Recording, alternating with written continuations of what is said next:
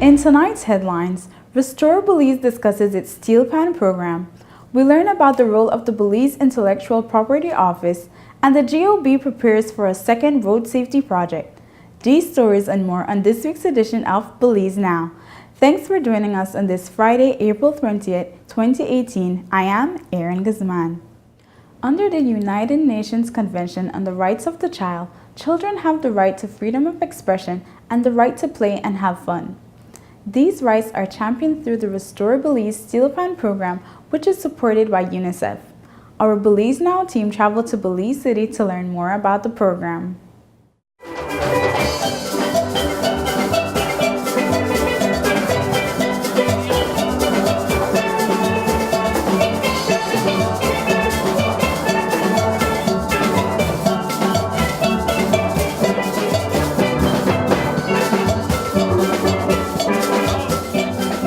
The history of steel pans in Belize dates back to the 1960s, when Belize was still known as British Honduras.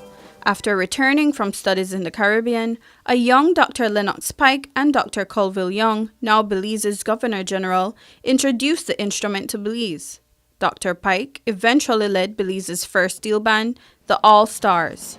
Today, Belizeans continue to enjoy the sweet melodies resonating from the clash of the steel pans and mallets, thanks to Belizean steel bands like the Pantempters, Panorifics, and Pandemonium. Each group has a unique beginning, and we learned how the Pandemonium steel band was birthed.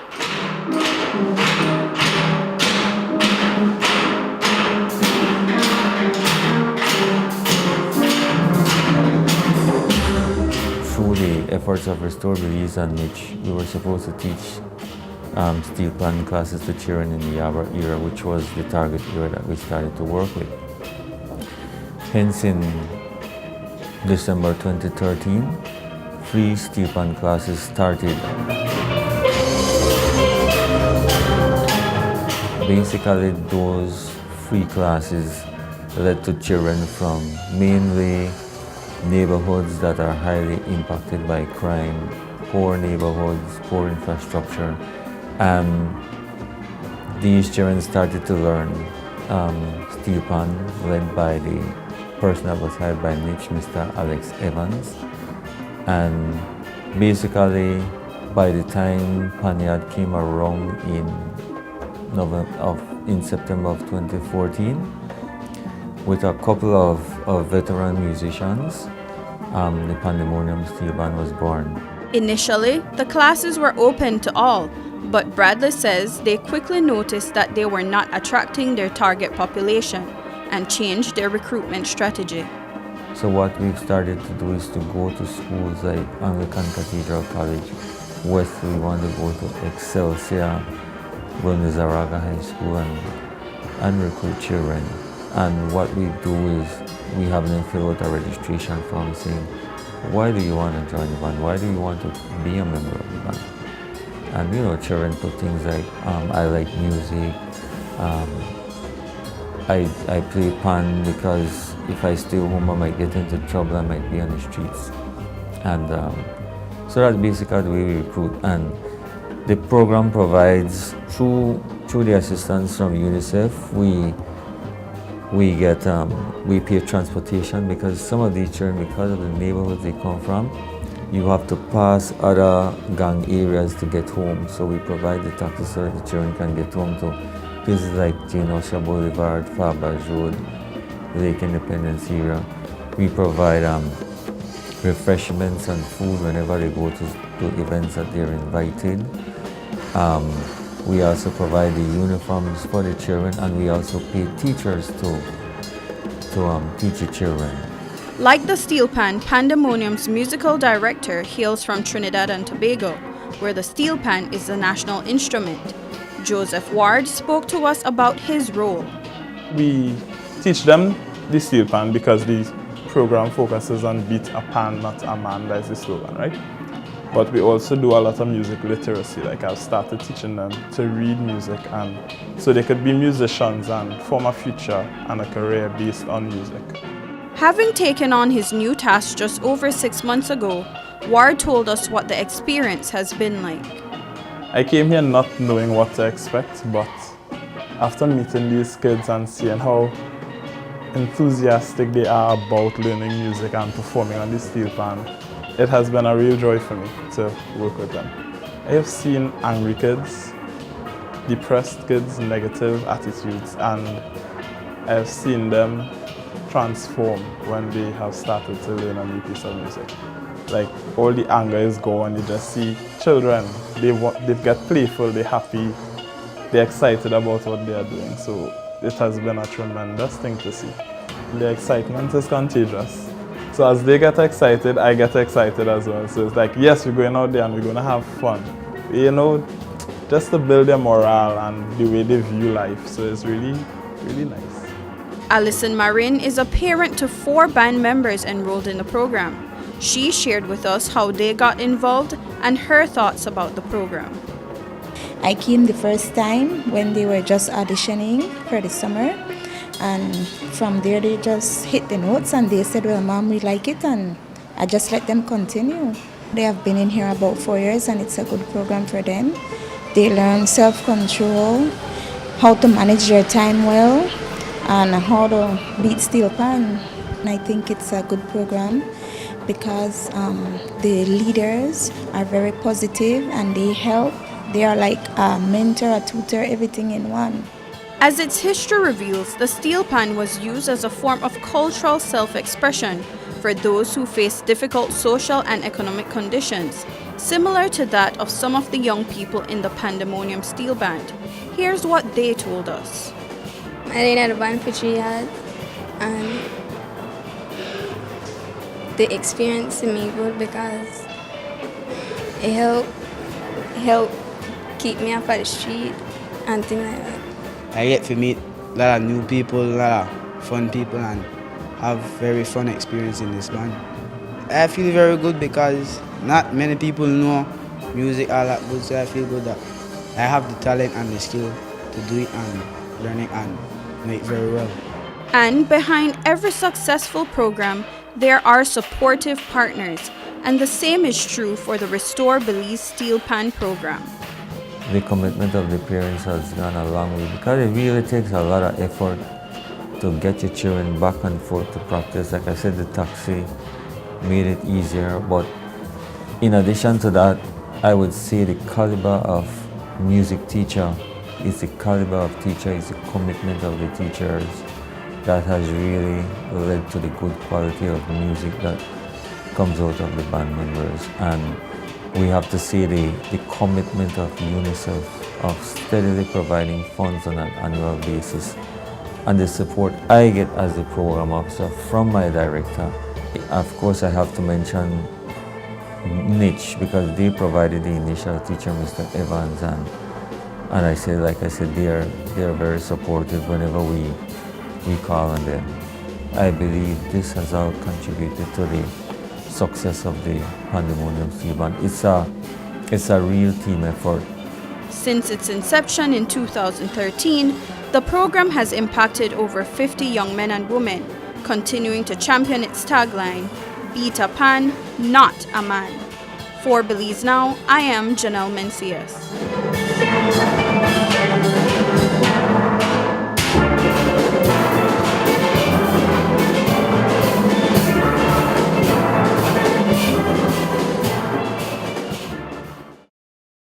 Honorable Patrick Faber, Deputy Prime Minister and Minister of Education, Youth, Sports and Culture, along with the National Sports Council of Belize and Belize Infrastructure Limited, hosted a pre-opening youth event at the newly constructed Belize City Civic Center on April 17th.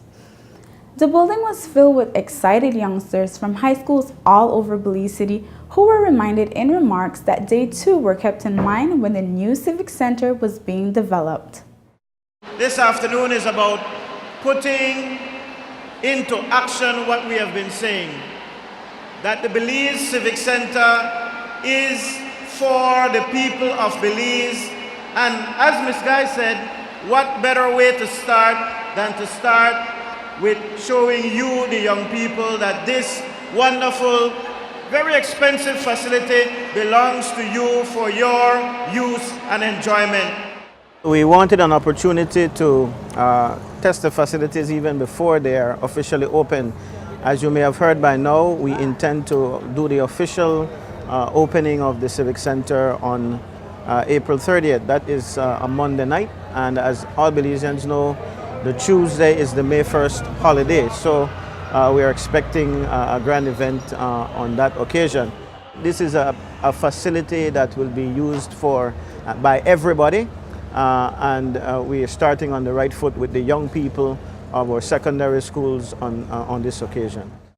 Minister Faber also presented an award of appreciation to the schools that participated in the friendly basketball games, which were the highlight of the event. The games marked a historic occasion as they were the first sporting events to be held at the new Civic Center.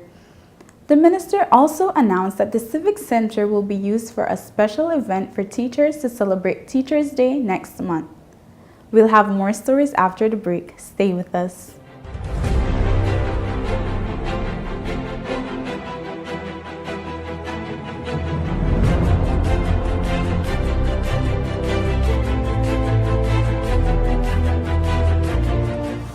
The San Ignacio-Santa Elena Bypass project is now complete. The transformation began in 2012, and now residents of the Twin Towns and visitors alike are enjoying the end result. Works include the full pavement of Lamalus Boulevard, along with 2 miles of sidewalks and drainage, LED lighting, and a roundabout at the entrance of Santa Elena. The Twin Towns now boast the longest and widest bridge in Belize, immune to flooding from the occasional rise in water levels of the McCall River. A bypass road was also built linking the new bridge to Joseph Andrews Drive, which was rehabilitated, as well as 1 mile of pavement, a median, and 2 miles of sidewalks and drainage. This was all done to the tune of $34.8 million. But that's not all. The project was extended due to savings from the successful execution and implementation of the initial scope of works. Now over 2 miles of additional roadworks will commence, including George Price Avenue, Liberty Avenue, and the George Price Highway between Three Flags and Hawksworth Bridge. The government of Belize, moving Belize forward. Punta Gorda Town now has a modern multi-purpose sporting facility thanks to the government of Belize. The brand new complex is double the size of the prior venue, and some of the features include a FIBA certified wooden court with padding underneath, seating capacity for 1,000, changing rooms, locker rooms, and offices. This $3.4 million investment in the town of Punta Gorda is being heralded by the residents of PG.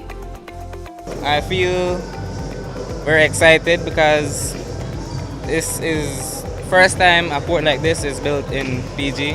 This is a big achievement for the town because we have a lot of the youths there where they come out and want to play ball the same way. And this just a put up on another level. A lot of youths can't even wait to play on the new court because it's so official and it's something new to PG, in a whole. I have to thank the government of Belize because they look out for PG, The government of Belize, moving Belize forward.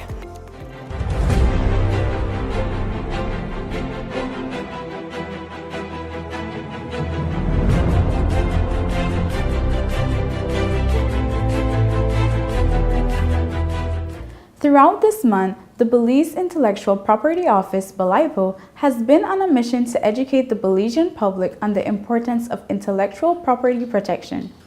BELIPO sat down with our team to tell us about their role in IP protection. The Belize Intellectual Property Office, BELIPO, is the National Intellectual Property Registry for Belize and has been in existence since July 2001. They have been tasked with ensuring the protection of an individual's intellectual property. Their functions include administering the intellectual property legislation of Belize, advising the government of Belize on intellectual property matters, and promoting knowledge of intellectual property law in Belize. We have been offering services to the public in having their trademark, their patents, their new plant varieties, their copyright and their industrial design applications being submitted at the office, and also assisting them with registration of their trademark. Intellectual property refers to creations of the mind such as trademarks, patents, industrial designs, and copyright. Tiffany Cadle, Senior Assistant Registrar at Belize, told us why it's important for people to protect such creations through an official platform. Because of technology, that word of mouth will not work. Maybe many years ago, we could have relied on each other and says, oh no, I came up with that. But with technology these days, everything goes quickly. And something maybe that I start here in Belize might end up in Europe. For that reason, Belize's mission is to build a modern intellectual property system that values and protects the vibrant creative culture of Belize. Cadle told us about the process of protecting your intellectual property. That process starts from the moment you step into this office. The first person that you meet, that's Miss Elisa Aguilar. Miss Aguilar will look at your application and she will do the first vetting. She will see that, make sure that you have certain requirements. After it has passed her, it will then come to myself or to Miss Adelita Aki's desk, and we will do what we call a substantive examination of the different classification of the trademark, meaning the area that you want to register it in. So it will leave our desk after we have approved it, and then you will be granted a certificate. We then have done our part for you. Majority of the work dealt with at Belize falls under trademarks. Trademarks are signs which are used to distinguish the goods and services of the different providers. Trademark is extremely important to any business, and it's more so important for consumers. So while a business needs a trademark to develop a name for itself, us, the consumer, we need trademarks so that we are able to identify things that we want to purchase for ourselves. Of important note is the fact that a trademark has a lifespan. As long as you keep maintaining it, because you only get 10 years protection for registration. After the 10 years, your trademark will come to an end if you do not renew it. Cadle also took some time to debunk a couple myths about IP protection. Registering as a company means you're protected. No, you're not. You are a company, a legal entity that you will perform your functions in. So that means you're going to be selling your products, so you're going to be offering your service in a company name. However, your logo, what identifies you, is not the company name, is your logo that you use to do your business in. And that's what you need to protect, not the company. The company registry and the Belize Intellectual Property Office is two different departments. And then the second myth is that you need an attorney to do your trademark, or you have to have a company. No, you don't need a company to protect your trademark, to file for a trademark. You don't need an attorney to file for your trademark. Belize's plan for this year is to advocate for the role of intellectual property in the business world, because they have recognized that there is still a portion of the Belizean business community that has yet to appreciate the value of protecting their intellectual property. It is to say that, one, they are not fully aware that such an office exists here to begin with, and more so, what is our role? So we are championing along with other relevant stakeholders in alerting people as to what IP is all about first, because I think people still get the idea that when they hear intellectual property, they hear only the property, and they allude that to land. World Intellectual Property Day is on the 26th of April. We're taking an entire week to highlight, to bring out the importance of what we do here to every single person. We're doing this because we want people to know that you need to protect your hard work. We can't go on an international scene not protecting what we have worked extremely hard to build. For Belize Now, I'm Miriam Longsworth. Belize also invites the public to contact or visit their office for more information.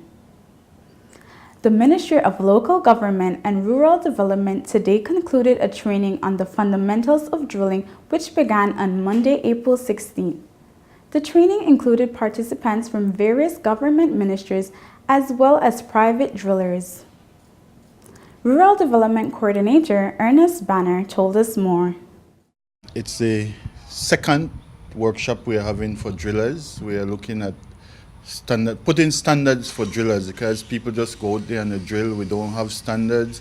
We don't know what's happening. So we are trying to put standards for drillers. This workshop this week is aiming at building the capacity of the drillers leading towards standards.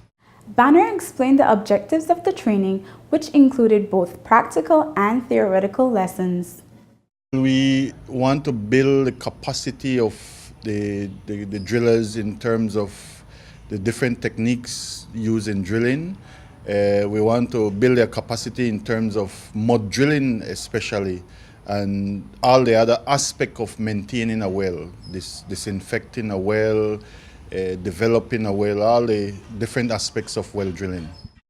Other objectives of the training included ensuring that drillers have a basic understanding of drilling and safety, are able to use appropriate drilling techniques, perform appropriate well tests to determine well capacity, and are knowledgeable on how to complete a well log using correct soil names. Similar training are already in the pipeline. This is something great because it's the first time we are bringing drillers together, and we hope to have several meetings. We are in discussion already on follow-up training that the drillers might need.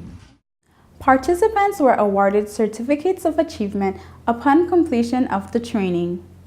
Stay tuned for more stories after the break.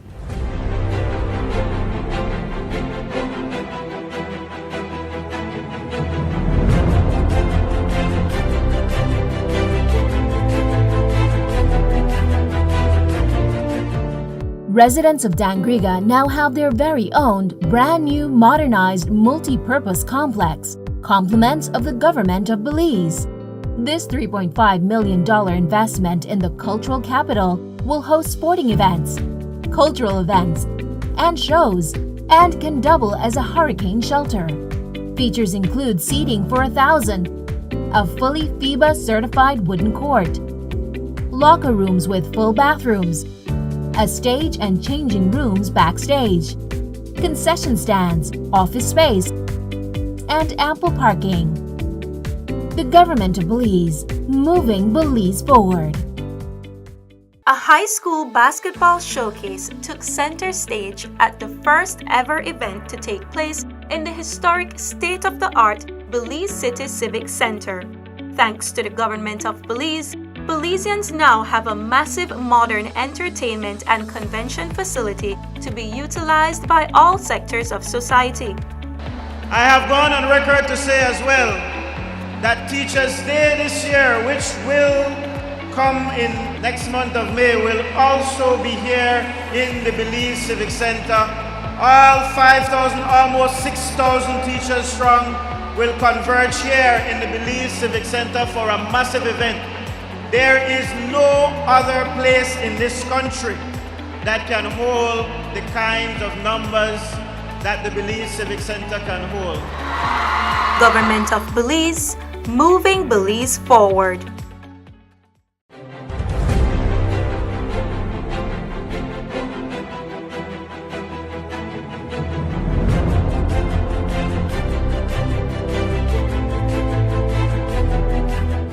The Belize Road Safety Project is coming to a close, and from Monday, April 16th to Tuesday, April 17th, stakeholders gathered at the George Price Center in Belmopan for an exit and project design workshop. Here's more. March 14, 2013 marked the historic launch of the Belize Road Safety Initiative, a joint project of the Government of Belize and the Caribbean Development Bank (CDB). The project sought to build the country's road safety management capacity, improve the safety of road infrastructure, and improve post-crash care.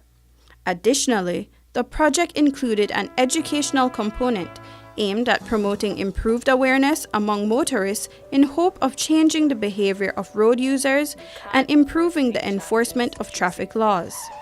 Chief Executive Officer in the Ministry of Economic Development and Petroleum and Chair of the project's Operational Steering Committee, Yvonne Hyde, spoke on the success of the 5-year project. The culture has begun to change. People are becoming more and more aware of what this thing called road safety is. Not just a good road, but what goes along with the road. So I think the conversation has shifted from one where there was very little discussion to now you do hear people saying, look, you have to be careful with certain things, you have to wear your helmet, you have to keep on your seat belt, you have to be aware of pedestrians. And it might seem small, but these things are evidence that the project has been successful and the dialogue has changed, and we want it to continue. Snagging 2 international awards, namely the International Road Federation Find a Way Award in 2015 and the Prince Michael International Road Safety Award in 2017, the Belize Road Safety Initiative has proven to be an exemplary model for the region. Not every country has had the opportunity to do a multi-sectoral approach such as Belize. We are trying to promote that and to illustrate them as a good example. Some other countries are doing things such as improving the infrastructure, but are not investing in improving public awareness and education. So we're trying to promote this multifaceted effort so that they could too obtain the kind of results that Belize has obtained. And Hyde told us about the importance of the project's exit and project design workshop. It's for us to understand how we have progressed from the time when the project was started to now the project's completion. Also, we are going to focus on lessons learned. We will focus on what gaps remain in terms of the subject of road safety in the country generally. And then we would also spend some time, and I hope that we can leave here tomorrow with very clear ideas on what our next project would look like. The second leg of the road safety project is expected to launch in 2019. McCarville told us what the project will entail. well, we would expect it in some respects to be similar to the first project, in that we would support 4 pillars of action according to the UN Decade of Action, which would be safer road users, improved post-crash care, public awareness and education, and so forth. So we're really hoping that today and tomorrow we're going to have inputs from the various stakeholders here for them to help in design the project. It's really up to them to kind of identify what their priorities are and what they feel that the investments should go towards. Look out for people where they walk across the road. Look out for people where they ride across the road. When you're walking, look out for the hand signs to the pedestrian signal. Well, when you reach that light, take heed, reduce speed. Hold up when you reach that. For Belize Now, I am Janelle Mencias. The Belize Road Safety Project was funded through an $11.8 million loan from the CDB with $2.5 million counterpart funding from the government of Belize. From rising sea levels to extreme weather events, a lot remains at stake for a special group of countries dubbed Small Island Developing States, SIDS for short. While they are the lowest emitters of greenhouse gases and contribute the least to climate change, these states are likely to be the most impacted by its adverse effects. Some countries may even become uninhabitable. Now, with the support of the Green Climate Fund (GCF), countries like Belize are taking the necessary steps to implement low-emission and climate-resilient projects and programs through the collaborative efforts of public and private sector organizations. As the focal point for the project, the Ministry of Economic Development will lead the charge. We spoke with the CEO in the ministry, Yvonne Hyde, who told us more. Climate change is one of the main priorities in our current development strategy. So we applied for this funding because we realized that we need to put together a structured procedure to be able to access the funding, as well as the fact that we lack capacity, and we know that. So this project, this readiness project, will help us build the capacity, as well as help us prepare this document, which can be used by potential stakeholders and by government to know what to access funding from the Green Climate Fund for. Last week, Tuesday, April 10th, the consultants Acclimatize and the Ministry of Economic Development hosted an Inception workshop as the first step towards establishing a country strategic framework for the project. The session included stakeholders from the public and private sector and NGO community. We don't want to limit access to the fund, to resources of the fund, to the public sector. We want to encourage a private sector, which has its own agendas, its own objectives, to also know that they can come for funding depending on what they want to do with it. So out of this workshop will come a better idea of where we are with regard to understanding what the GCF is all about. It's not an easy organization to understand, but this will hopefully help the stakeholders to understand what it's about and what are the various avenues for funding. CEO Hyde further explained the next steps. We will develop what is called a no objection process for endorsing any application that comes before us, whether it's from an international community, an international entity, or from a local entity. Working with some other accredited organization, it will help us to know how to assess the applications. It will also help us to be able to decide whether or not to endorse an entity which wishes to become accredited. And then at the end of the consultancy, there would be prepared a program of possible areas for investment, which would then require, or which could require, funding from the GCF. The GCF was established in 2010 by 194 countries who are party to the United Nations Framework Convention on Climate Change as a part of the convention's financial mechanism. The fund was created to support efforts of developing countries in responding to the challenges of climate change by providing equal amounts of funding for mitigation and adaptation. And that's it for this edition of Belize Now. If you want to provide feedback or send in your comments, please feel free to email us at info@pressoffice.gov.vz or visit our Facebook page and let us know what you think. We look forward to hearing from you. Have a great week. Until next time.